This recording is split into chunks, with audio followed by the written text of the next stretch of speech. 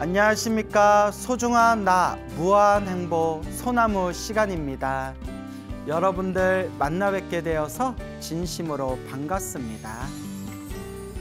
서가모니 부처님 당시의 일입니다. 서가모니 부처님이 계셨었던 때에 어느 큰 도시에 돈이 아주 많은 부자가 살고 있었습니다.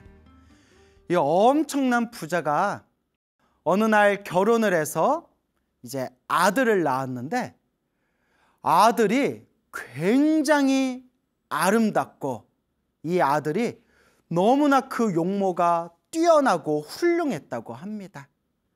그래서 수많은 사람들이 그 아이를 볼 때마다, 아들을 볼 때마다 수많은 사람들이 다들 기뻐하는 마음, 좋아하는 마음을 일으켰고, 나이가 점점 자라면 자랄수록 그 아름다운 외모가 더욱 빛을 발하면서 수많은 사람들에게 사랑받고 공경받았다고 합니다. 그래서 여러분, 어쨌거나 잘생기고 예쁜 사람들은 일단 전생에 복이 있기는 있는 거예요.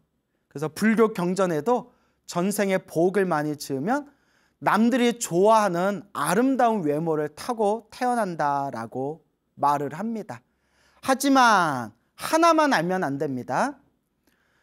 아름답고 잘생긴 외모를 가지고 태어나도 다른 복이 없으면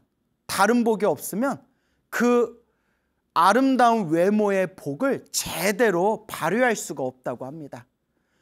예를 들어서 아름다운 외모로 태어나도 수명복, 목숨, 수명복이 부족할 수도 있고, 또 아름다운 외모로 태어나도 재물복이 부족할 수도 있고, 아름다운 외모로 태어나도 혹은 명예복이 부족해서 항상 그 밑바닥에서, 비록 외모는 아름답지만 어두운 밑바닥에서 살아갈 수도 있는 것이고, 그래서 우리 불교에서는 원만하게 복을 지어야 된다라고 말씀합니다. 복을 원만하게 지어야 된다. 그래서 우리 중생들은 욕심이 많잖아요. 수명복도 있으면 좋겠고, 건강복도 있으면 좋겠고, 돈복도 있으면 좋겠고, 명예복도 있었으면 좋겠고, 가족복도 있었으면 좋겠고, 얼마나 중생들이 이렇게 욕심이 많아요. 근데 그 복도 자기가 지어야 된다는 거예요. 자기가 지어야 된다. 이게 바로 불교에서 말하는 원인 따라 그 결과가 일어난다. 바로因果법. 행복해지기 위해서는 행복해질 수 있을 만한 원인, 자기가 그 원인을 잘 닦아야 한다라고 불교에서 누누이 말씀하시는 겁니다.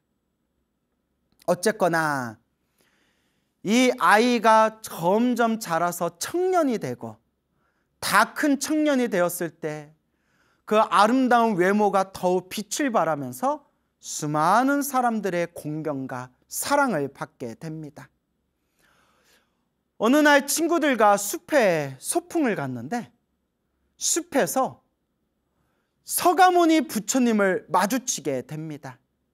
그때 때마침 부처님께서 나무 아래 고요히 앉아 깊은 선정에 드셨는데, 이 아름다운 청년이 거룩한 부처님의 그 선정에 드신 모습을 보고 마치 100개, 1000개의 태양이 한꺼번에 빛을 발하는 듯한, 1100개의 태양이 모두 다 함께 빛을 뿜어내는 듯한 엄청난 광명의 그 가피를 느끼면서 부처님 발 아래 지극한 마음으로, 공경하는 마음으로 예배하고 부처님을 찬탄하게 됩니다. 그래서 여러분, 세상에 우연은 없어요. 그 아름다운 청년이 하필이면 석가모니 부처님이 계신 숲에 들어가고, 하필이면 그 숲에서도 나무 밑에 앉아 계시는 부처님의 모습을 보고, 또 부처님의 모습을 보면서 그냥 인사하고 그냥 지나갈 수도 있었을 텐데 부처님의 그 거룩한 모습에 감동과 희열과 기쁨을 느끼면서 부처님께 귀의한다는 것은 이미 과거 전생에서부터 지었던 복과 착한 뿌리와 인연이 있었기 때문입니다. 불교는 우연이 없어요. 인연법이에요. 좋은 사람을 만난 것도 내가 지은 업의 인연이고 나쁜 놈 만난 것도 내가 지은 업의 인연입니다. 인연법이 참 무섭고 냉정하고 정확해요. 이런 인연법의 흐름에서 바라봤을 때 내가 이번 생 사람으로 태어나 부처님 법을 만난 것이 얼마나 소중한 인연인가라는 것을 마음에 되새기면서 우리가 진정한 불자로서 이번 생 조금씩이라도 올바르게 닦고 닦아 나아가도록 노력해야 됩니다. 이번 생 부처님 법을 만난 것이 정말 놀라운 인연이에요. 이번 생 부처님 법을 만난 이 소중하고 놀라운 인연을 우리가 가볍게 생각해서는 안 된다라는 것을 명심해야 됩니다. 이런 말을 듣고 맞아, 부처님 법 만난 게 너무나 놀랍고 신비한 소중한 인연이야. 그러니까 나는 이번 생 불자로서 나는 올바로 수행하면서 살 거야 라는 마음을 일으킨 분들이 있다면 정말 과거 전생에서부터 선업을 많이 지으신 분들의 마음이고, 이런 얘기 백날 들어도 에휴 그래 니나 잘해라, 나도 그냥 나대로 살련다, 뭐 부처님 법 만난 게 뭐 그리 대단하다고 에휴 라는 생각이 든다면 아직은 업보가 두꺼운 사람이다 라고 우리가 미루어 짐작할 수가 있습니다. 하지만 남을 볼 필요가 없어요. 늘 얘기하지만 남들은 남들 자기가 지은 업대로 살아갈 뿐이고 나는 나대로 남 볼 필요 없이 내 자신을 바라보면서 결국 누가 닦아야 된다? 내 자신은 내가 닦아야 된다라는 것을 명심해야 됩니다. 그래서 그 과거 전생에 지었던 놀랍고도 소중한 좋은 업의 인연으로 숲에서 석가모니 부처님을 만난 그 청년이 부처님 발 아래 엎드려 부처님의 설법을 듣고 순간 마음이 환해지면서 수다원의 깨달음을 얻게 됩니다. 거룩한 성자 아라한이 되는 4단계 중에 1단계 수다원의 아주 거룩한 깨달음을 얻게 됩니다. 수다원의 깨달음을 얻은 이 청년은 부처님에 대한 확고한 믿음이 기둥처럼 중심이 딱 세워지면서 머리 깎고 출가하여 부처님의 출가 제자가 되고자 마음을 일으키게 됩니다. 이와 같이 이 청년은 출가하고자 부처님을 제자가 되고자 집으로 돌아가서 부모님께 간곡하게 말씀을 드립니다. 부모님, 제가 머리 깎고 출가하고자 합니다. 부모님, 부디 저의 출가를 허락해 주십시오. 부모님. 부모님의 마음은 정말 가슴이 찢어질 듯한 느낌이 들었다고 합니다. 너무나 사랑하고 너무나 잘생기고 수많은 사람들의 사랑을 듬뿍 받았던, 정말 눈에 넣어도 아프지 않을 것 같은 이 다 큰 아들이 머리 깎고 출가하겠다고 했으니 부모님 마음이 얼마나 아프겠습니까? 하지만 너무나 아들을 사랑했기 때문에 아들이 원하고자 하는 길을 가도록 응원해주고 싶었기 때문에 이 부모님은 아픈 마음을 부여잡고 아들의 앞날을 축원해 주면서 아들의 길을 축복해 주면서 이제 아들의 출가를 허락하게 됩니다. 이 청년이 출가하기 위해서 부처님이 계신 사원으로 갔을 때 부처님께서 그 청년의 모습을 바라보며 부처님이 이렇게 말씀하십니다. 잘 왔노라 비구여. 이 한마디에 그 청년의 머리카락이 저절로 우수수수 떨어지고 입고 있는 옷은 저절로 스님들을 상징하는 승복, 가사로 뿅 하고 변하면서 머리끝에서 발끝까지 저절로 출가 수행자 비구의 모습으로 짠 하고 변신했다고 합니다. 그래서 우리 부처님 경전에 보면 과거 전생에서부터 복을 많이 짓고 수행을 많이 했던 사람이 이번 생에 다시 사람으로 태어나 부처님께 머리 깎고 출가 수행자가 되고자 했을 때 부처님께서 잘 왔노라 비구여 하면 이와 같이 전생 공덕의 힘으로 저절로 머리카락이 저절로 다 떨어지고 입고 있는 옷은 가사로 변하고 머리끝부터 발끝까지 저절로 출가 수행자 스님의 모습으로 짠 하고 변하게 된다라는 그런 내용이 경전에 보면 나옵니다.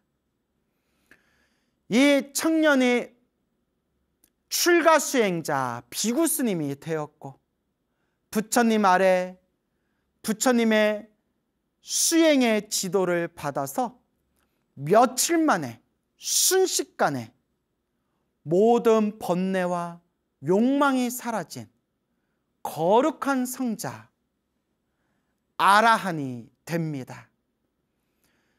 그때 수많은 사람들이 깜짝 놀라면서 부처님께 여쭈어 봅니다. 부처님, 저 잘생기고 아름다운 저 비구 스님은 전생에 어떤 복을 많이 지었기에 저렇게 사람들에게 사랑받고 공경받는 아름다운 외모를 가지고 이 세상에 태어났으며 또한 어떤 공덕의 힘이 있었기에 부처님께 머리 깎고 출가해서 부처님의 지도를 받고 단 며칠 만에 저렇게 위대한 거룩한 성자 아라한이 될 수 있었던 것입니까? 그래서 부처님께서 그 수많은 사람들의 그 궁금증을 부처님께서 풀어주시고자 저 비구 스님의 과거 전생 이야기를 들려주시게 됩니다. 그대들이여, 저 비구의 수많은 과거 전생에 저 비구는 비바시 부처님께서 세상에 출현하실 때 한 남자였느니라.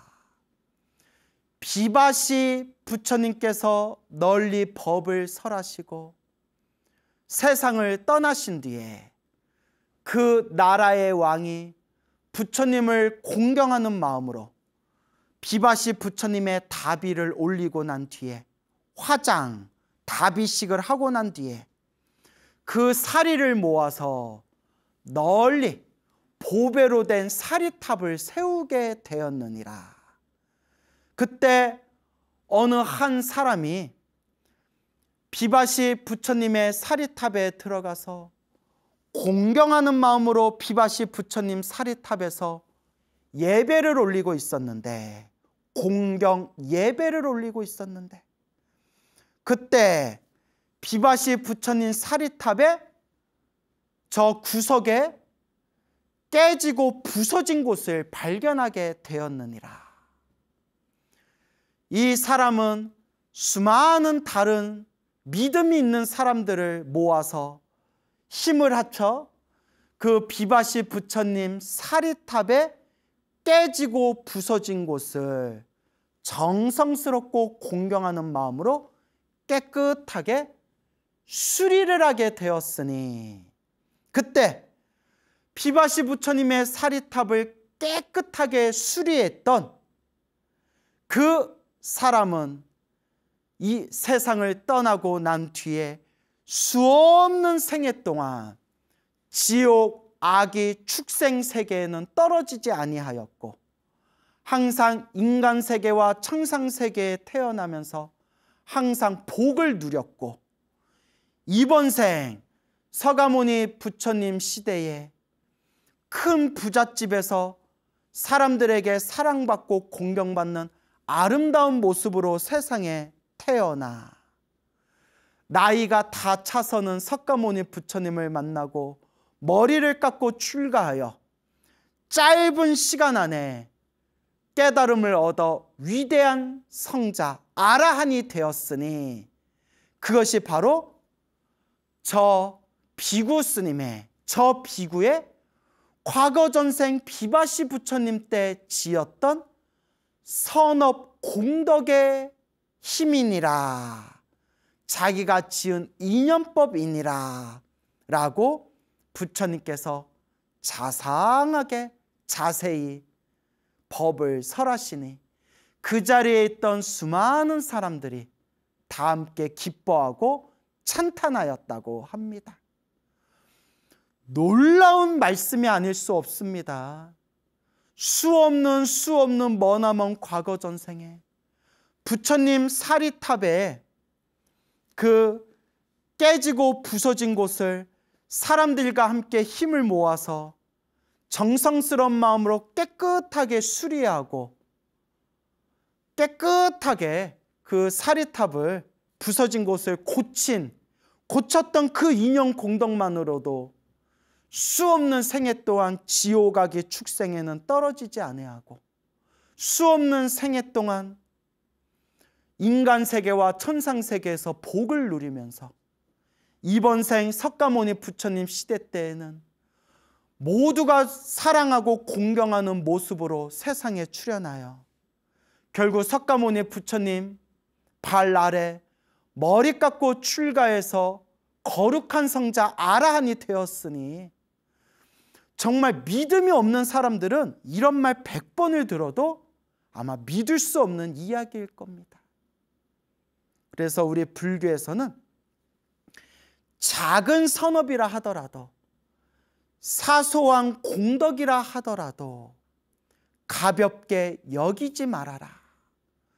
꾸준히 작은 공덕이라도 꾸준히 닦고 닦아 가야 하느니라 라고 부처님께서 간곡하게 말씀하신 겁니다. 두 번째 이야기입니다. 서가모니 부처님 당시의 일입니다. 어느 큰 도시에 큰 부자가 살고 있었는데 결혼을 해서 아들을 낳게 됩니다. 아들을 낳았는데 아들의 모습이 너무나 아름답고 너무나 잘생겼으며 너무나 놀라운 일이 아들 머리 위에 많이 보배로 만들어진 일산이 정수리 위에 펼쳐지면서 그 태어난 아들이 있는 그 성을 많이 보배 일산이 그 성을 완전히 덮어버렸다고 합니다. 그래서 많이 불교에서 가장 귀한 최고의 보석을 마니주라고 합니다. 마니주. 그래서 마니주, 마니보배라고 합니다. 마니. 우리 천수경에 보면 환희장, 마니, 보적불, 마니라는 표현 나오죠. 마니가 마니주, 마니보배. 가장 진귀한 최고의 보석을 마니주라고 합니다. 일산은 뭐냐면 해를 가리는 우산이에요. 그래서 비가 올 때 비를 막는 것을 우산이라고 부르고요. 인도에서 뜨거운 햇살을 막아주고 그늘을 만드는 것을 일산이라고 부릅니다. 일산. 그래서 우리 비가 많이 오는 지방은 우산이 발달하고요. 햇살이 뜨거운 지방은 일산이 발달하게 되는 겁니다. 그런데 많이 보석으로 만들어진 일산이 아들 정수리 위에 펼쳐져서 온 성을 덮었다고 합니다. 너무나 놀란 부모님이 이 아이는 참 복이 많은 아이구나 하면서 이 아이의 이름을, 아들의 이름을 보게라고 지었다고 합니다. 보게, 보배, 보석할 때 보, 덮을 게, 온 성을 덮었다 해서 덮을 게, 그래서 보게라는 이름을 지었다고 합니다. 우리 입장에서는 아이가 태어났는데 아이 정수리 위에 많이 보배로 된 일산이 온 성을, 도시를 뒤덮었다라는 말을 들으면 이게 무슨 외계인이 짬뽕 먹는 소리야 라고 생각할 수 있겠지만, 이제 우리식대로 만약에 해석을 하자면, 머리 정수리 위에 세상에서 가장 진귀한 많이 보배로 만든 일산이 내 머리 위에 항상 따라다닌다. 이것이 바로 그만큼 복이 많다. 전생에 지었던 복이 많아서 그 엄청난 복이 항상 내 머리 위에 따라다닐 정도로 복이 많은 복덩어리다 라는 식으로 얼마든지 또 해석해 볼 수가 있을 것 같습니다. 어쨌거나 이 복 많은 아이를 보게라고 이름을 짓게 됩니다. 이 보게가 나이가 차서 청년이 됩니다. 청년이 되어서 어느 날 아름다운 숲에 들어갔는데, 그 숲에서 나무 아래 고요히 앉아 깊은 선정에 들고 있는 서가모니 부처님을 마주치게 됩니다. 나무 밑에 고요히 앉아 계시는 그 거룩한 부처님의 몸에서 100개, 1000개 수많은 태양이 한꺼번에 빛을 뿜어내는 듯한 엄청난 감동을 느끼게 됩니다. 그 자리에서 서가모니 부처님 발 아래 엎드려 부처님께 공경 예배를 올리고 부처님의 머리 깎은 출가 제자가 됩니다. 이와 같이 이번 생에 부처님을 만나고 부처님을 만나서 머리 깎고 출가 수행자가 될 수 있다는 것도 우연이 아니라 다 인연법입니다, 여러분. 우리가 늘 명심해야 되는 게, 전생에 복이 없으면, 전생에 착한 뿌리가 없으면 이번 생 이렇게 소중한 부처님 법을 만나기조차 어렵습니다. 우리가 이번 생 사람으로 태어나 부처님 법을 만난 것이 얼마나 소중하고도 얼마나 놀라운 인연인가라는 것을 마음에 항상 우리가 되새겨야 됩니다. 부처님의 머리 깎은 출가 제자가 되어서 부처님께 지도를 받고 부처님의 지도를 받아서 아라한, 모든 번뇌와 욕망에서 벗어난 거룩한 성자 아라한이 됩니다. 어느 날 수많은 스님들과 수많은 불제자들이 서가모니 부처님께 질문을 올립니다. 거룩하신 부처님이시여, 저에게 궁금한 것이 있습니다. 저 보게 비구 스님은 전생에 어떠한 공덕 인연이 있었기에 태어날 때부터 정수리 위에 많이 보배로 만들어진 일산이 항상 정수리 위에 항상 떠다니며 저 몸을 보호해주고, 또 어떤 공덕이 있었기에 항상 사람들이 좋아하고 사랑하고 공경하는 그러한 복이 있었으며, 또 전생에 어떤 공덕의 인연이 있었기에 서가모니 부처님을 만나 뵙고 머리 깎고 출가해서 저 짧은 시간 안에 거룩한 성자 아라한이 될 수 있었던 것입니까? 도대체 어떤 공덕의 인연입니까? 라고 부처님께 여쭈어 봅니다. 그때 서가모니 부처님께서 그 자리에 있는 사람들에게 자상하게 자세히 법을 설해 주십니다. 그대들이여 자세히 듣도록 하여라. 머나먼 과거 전생에 비바시라는 부처님께서 세상에 출현하시고 비바시 부처님께서 널리 중생들에게 법을 설하셨느니라.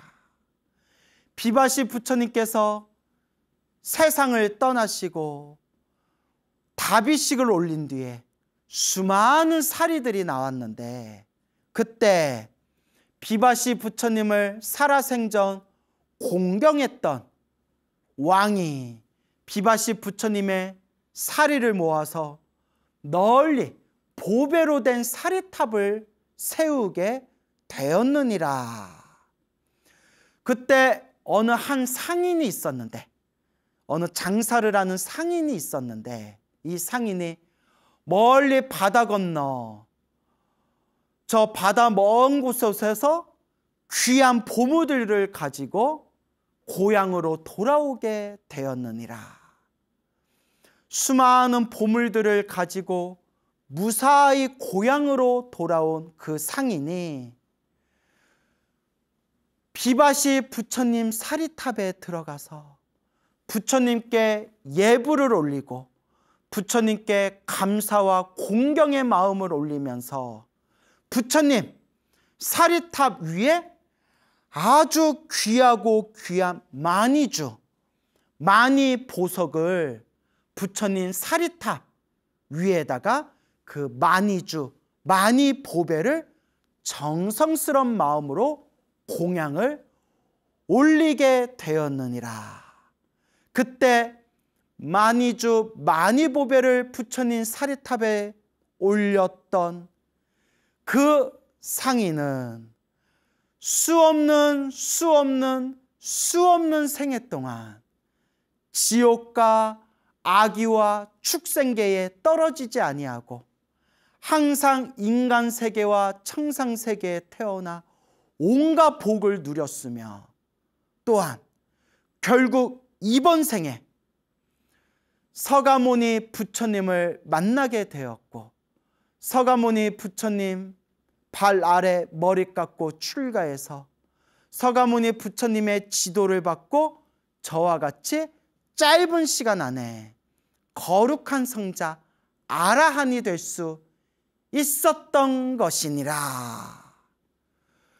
저 복의 비구가 태어날 때부터 정수리 위에 마니주, 마니보배로 만들어진 일산이 항상 머리를 보호하고 항상 따라다닌 것, 바로 그 인연이 바로 비바시 부처님 사리탑에서 마니보배를 올렸던 자기가 지은, 자신이 지은 선업 공덕의 인연법이었느니라 라고 부처님께서 자세하게 법을 설하시니 그 자리에 있던 수많은 사람들이 함께 기뻐하고 함께 마음으로 찬탄하였다고 합니다.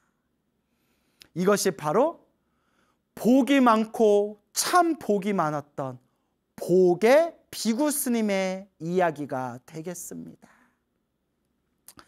여러분, 불교는 깨달음의 종교예요. 불교는 지혜의 종교입니다. 사실 백날 복을 많이 지어봤자 복이라는 것은 쓰고 나면 끝나요. 아무리 복을 많이 지어서 하늘색에 태어나도 복을 다 쓰고 나면 다시 밑으로 떨어질 수밖에 없고, 아무리 복을 많이 지어도 다음 생, 다다음 생 복을 까먹으면 결국 밑에 떨어질 수밖에 없는 것이 바로 복의 세계입니다. 불교는 지혜와 깨달음의 종교입니다. 그러나 깨달음과 지혜를 얻기 위해서라도 복이 있어야 된다는 거예요. 단순히 잘 먹고 잘 사는 복이 아니라 좋은 스승을 만나는 복, 좋은 도반을 만나는 복, 좋은 도량을 만나는 복, 수행할 수 있는 건강한 복, 수행에만 집중할 수 있는 기본적인 의식주 복, 수행에 전념할 수 있는 시간 복, 결국 복이 있어야 수행도 할 수 있다는 거예요. 불교는 지혜와 깨달음의 종교지만 지혜와 깨달음을 얻기 위해서라도 복 짓는 것을 가볍게 여겨서는 안 된다. 복이 있어야 수행도 할 수 있다라는 것을 명심하셔야 됩니다. 이 세상에 너무나 사이비 종교가 많고 삿된 스승들이 많아요. 이 세상에 수많은 사람들이 누가 봐도 이해가 되지 않고 누가 봐도 비상식적인데도 그런 삿된 것에 빠져들어가지고 몸도 너덜너덜해지고 마음도 너덜너덜해지고 인생을 완전히 인생이 너덜너덜해지는 그런 너무나 가슴 아프고 안타깝고 슬픈 사연들이 세상에 참 많은 것 같아요. 누가 봐도 이상한 놈들인데 왜 저런 거에 속냐? 왜 저런 거에 빠져드냐? 결론은 업대로 만난다는 거예요. 업대로 만난다. 우리는 부처님 법이 너무 좋잖아요. 얼마나 부처님 법이 좋으면 머리 깎고 출가하고 스님이 되었겠어요. 바깥에서 놀고 먹고 바깥에서 누릴 게 얼마나 많은데. 그러니까 딴 사람들 눈에 보면 이해가 안 되는 거죠. 야, 이 좋은 날에 왜 저렇게 절에 열심히 다니지? 아니, 저 사지육신도 멀쩡하고 얼굴도 멀쩡하고 몸뚱아리도 멀쩡한 사람이 뭐하러 저렇게 머리 빡빡 깎고 저렇게 승복 입고 저렇게 산골짜기 산에서 절에서 저렇게 사는 거지? 남들 눈에는 또 우리가 이해가 안 되는 거예요. 우리 눈에는 또 저 이상한 것에 빠져든 사람들이 이해가 안 되는 거예요. 또 그 이상한 것에 빠져든 사람들은 우리를 보면 아유, 저 어리석은 자들 하고 이해를 못하는 거예요. 결론은 무엇이냐? 결국 업대로 살아가는구나. 다 자기 업보대로 사는 거예요. 인과법이 이와 같이 무섭습니다, 여러분. 그래도 우리끼리, 우리 불자끼리, 부처님의 가르침이라는 울타리 안에 있는 우리 불자들끼리는 우리는 부처님을 믿는 우리는 그래도 알고 있지 않습니까?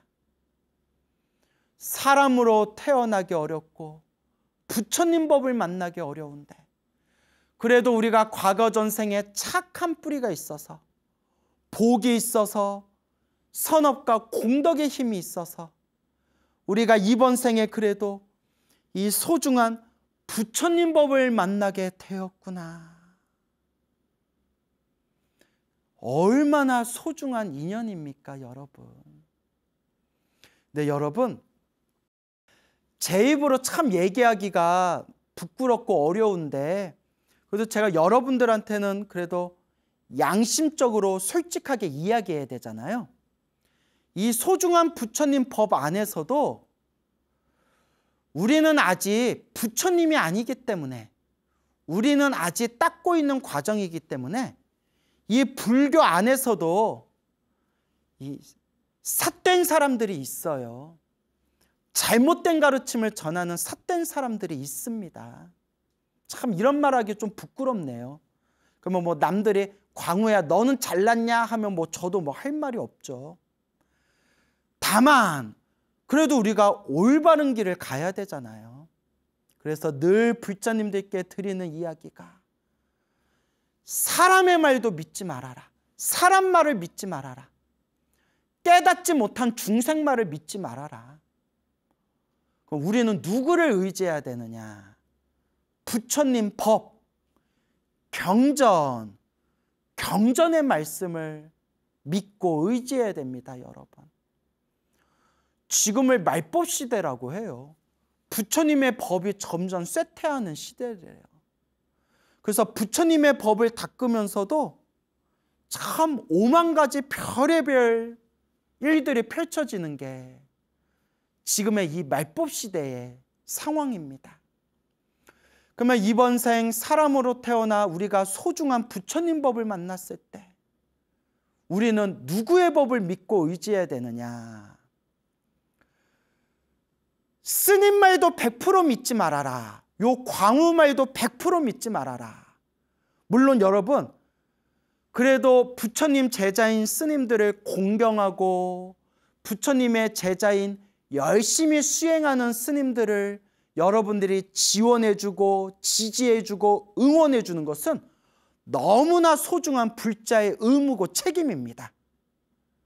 그러니까 스님들을 무시하지 말아라 라는 말이 아니라 열심히 활동하고 열심히 수행하시는 스님들을 응원하고 지지해 주시되, 제 얘기는 우리가 올바로 닦으려면 사람 말을 믿지 말고 광우라는 제 말도 믿지 말고 그냥 뭐 제 말은 그냥 참조 삼아서 참고 삼아서 그냥 보시고, 진정한 불자라면 부처님의 말씀, 경전의 말씀을 의지하고 부처님의 말씀, 경전의 말씀을 스승으로 모셔야 된다라는 것을 간곡하게 말씀드리고 싶습니다, 여러분. 그래서 또 제 얘기를 오해하셔가지고 아유 그럼 스님들 무시해도 되겠네, 요 뜻이 아니에요. 이렇게 우리 스님들을 공경하고 응원하고 지지해 주셔서 정말 감사드리고요. 다만 부처님이 말씀하셨어요. 사람에 의지하면 사람 때문에 실망할 일이 생긴대요. 사람에 의지하면 사람 때문에 실망할 일이 생긴다. 그래서 부처님의 유명한 말씀 있잖아요. 사람에 의지하지 말고 법에 의지해라. 그 법이 어디에 있을까요? 팔만대장경 경율론 3장에 팔만대장경에 우리 불자들이 믿고 의지해야 할 부처님의 말씀이 고스란히 담겨 있습니다. 그러니 부처님의 말씀, 경전을 우리가 자꾸 보고 듣고 쓰고 보고 듣고 쓰고, 여러분들의 부처님의 경전이 너무 어려워서 2600년 전에 말씀하신 법문, 1000년 전에 한문으로 번역되어진 한문투의 경전, 또 오늘날 우리 한글로 번역해도 잘 이해되지 않는 불교의 복잡한 용어들 때문에 부처님의 경전 공부가 어렵게 느껴진다는 거 다 알아요. 다 알아요. 저희도 어려워요. 평생 불교 공부해도 아유 어렵다 라는 생각이 들어요. 그래서 자연스럽게 쉽고 재밌는 스님들 말씀에 더 귀를 기울이는 것도 잘 알고 있어요.